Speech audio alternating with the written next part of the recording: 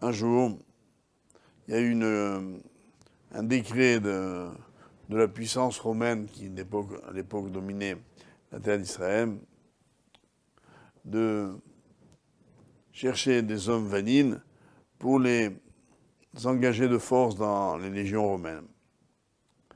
Et un jeune homme a appris qu'on était venu chercher son père. Qu'est-ce qu'il a fait? Il a envoyé son père. Ils avaient un moulin duquel il se nourrissait. Il a envoyé son père travailler au moulin. Et lui est allé se présenter à la place de son père pour ne pas qu'on l'humilie, qu'on le maltraite. A contrario, on nous dit que celui qui a donné à manger à son père un plat délicieux n'a pas accompli la mitzvah. Pourquoi? Parce qu'il lui a donné ça avec mépris, en disant tiens, va manger et ne parle pas parce que les chiens ne parlent pas quand ils mangent.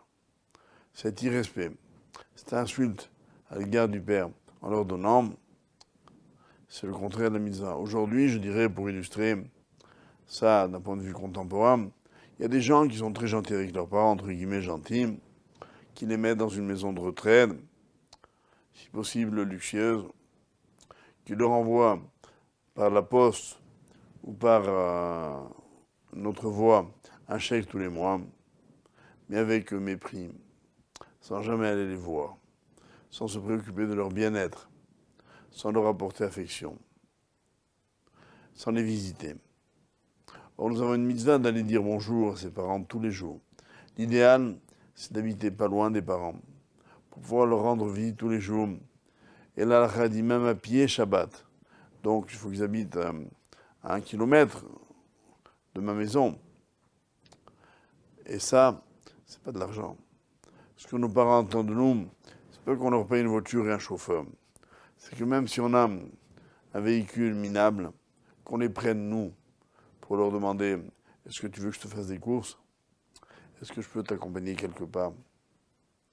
Est-ce qu'il te manque quelque chose ?» Et si nos parents habitent très loin, pour une raison ou une autre, leur téléphoner tous les jours. Prendre de leurs nouvelles, s'intéresser à eux.